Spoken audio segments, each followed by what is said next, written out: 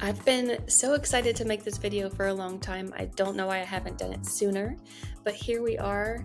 I'm going to show you how to create a brand color palette in two different ways today. First, I'll show you how I created these schemes up here at the top that you see. And then second, I will show you how to use your brand photos to create a color palette and pull colors directly from your photos. I definitely recommend the second option where you use your brand photos, but sometimes you gotta start somewhere, which is what I did back in 2016 when I created these color palettes. So I totally understand, and I will show you both approaches. I'm Catherine Forbes, founder of Designing the Row, your one-stop shop for Squarespace websites. And in this video series, really, I'm showing you how to create your brand elements because I believe it's a necessary thing to have your brand locked in before you start creating your Squarespace website, or any website for that matter. So to learn more about this series and get all the resources, as you can see down here at the bottom, you can do that at designingtherow.com/branding. So like I said, option 1 of 2 is a little bit scrappy, but it's what I did and I've stuck with it for years now. So I'm going to show you how to do it. And we're going to use Canva to do this. And basically what I did was pick my favorite color and then just pull variations of that color to create a monochromatic scheme, and then mix in a little black and white.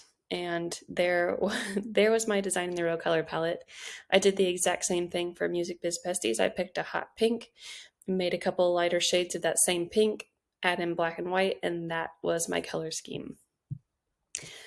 You might have seen that I have like some yellow and gold over here. I use those basically just for YouTube thumbnails. I wouldn't say they're an official part of my brand color palette. Okay, so over here in Canva, I just have this square with a couple rectangles and squares. I recommend that you create a color palette with 5 colors. Some people come to me with like 20 colors. That is way too many colors. Pick 5 colors, and my recommendation is a black and a white, or something similar. If you want to do beige and brown, that's fine, but just something very light and something very dark. We will start with that. Let's see if I make this background like gray so my white doesn't blend into it. So we're going to go black and white. Said those backwards, but that's all right. And then what I'm going to do is select one of these squares, and I'm going to pick this, add a new color here, and I'm just going to use the color wheel to find my favorite color. So I knew when I was creating the Designing the Row color palette that I wanted to use like a teal, aqua, whatever you want to call it. So I pretty much just did this until I found a version of it that I liked. Let's see, that's blue. Don't want to be too green. We'll stick in this family here. Okay, so let's say this is our favorite color. We're going to build our color palette off of this. So we'll select it here. I'm going to click this little color again, and I'm going to copy this code right here. It's called a hex code. And what I'm going to do is select another square, and I'm going to paste it right here. So now we have 2 squares the same color, and I am just going to take this little circle here. I'm going to find a lighter version of that same color that I like. And I'm going to do the exact same thing over here and find a darker version of it. And that, my friends, is how I created the Designing the Row color palette. If I do the same thing, I'll duplicate it. Let's see. You can see down here are my pinks and my teals. But if I just eyeball it, this is what I did for Music Biz Besties too. If I just pick a pink, that's really purple. Maybe this example will be more purple. And again, copy the hex code. That's actually kind of cute. And make yourself a monochromatic color palette.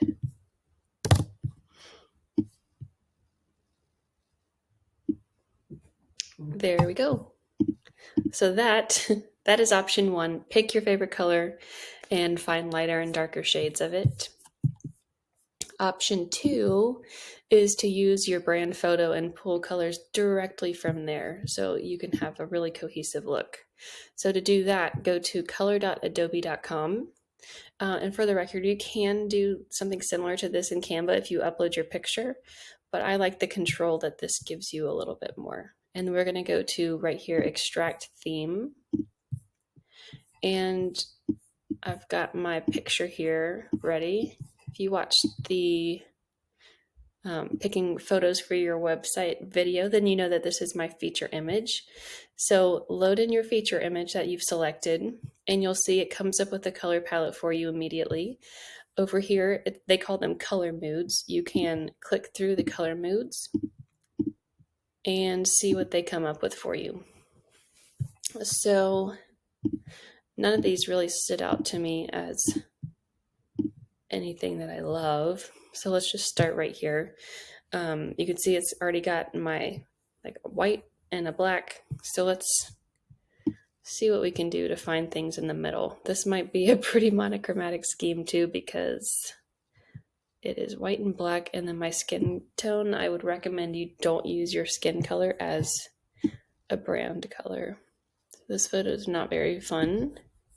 So for that reason, I already have another one ready, which is, let's see, right here. Oh wow, that is very colorful.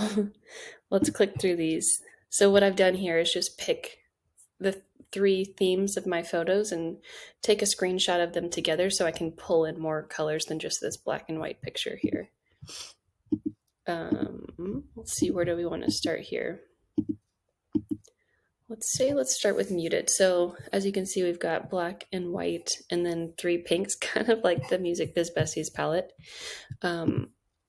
So then you can just drag and drop these until you find the perfect colors that you really like.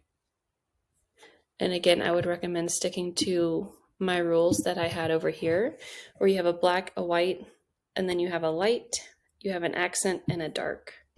So if you can aim for that, even when you're over here in Adobe, that will do you really well when it comes time to design your website.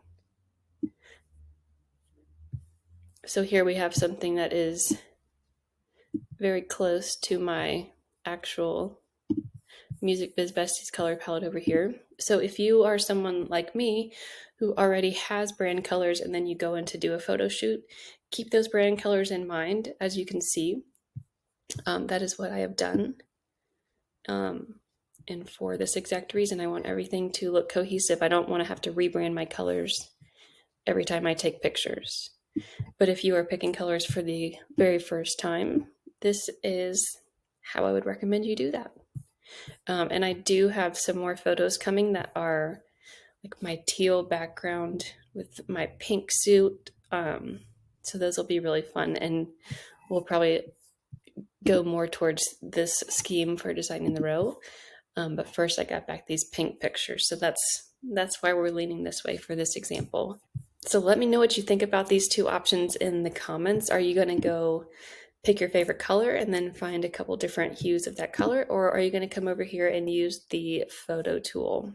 I think it's a really easy process, and it can be really fun too. So if you haven't already, if you're just jumping into this branding series at this video, make sure to subscribe and check out the rest of the series. We're creating the color palette, obviously, in this video. Up next, we're going to talk about fonts, and then we're going to put all of your brand elements together into these website brand guidelines. So subscribe, stick around, go to designingtherow.com/branding for all the resources and free templates, and I will see you in the next one.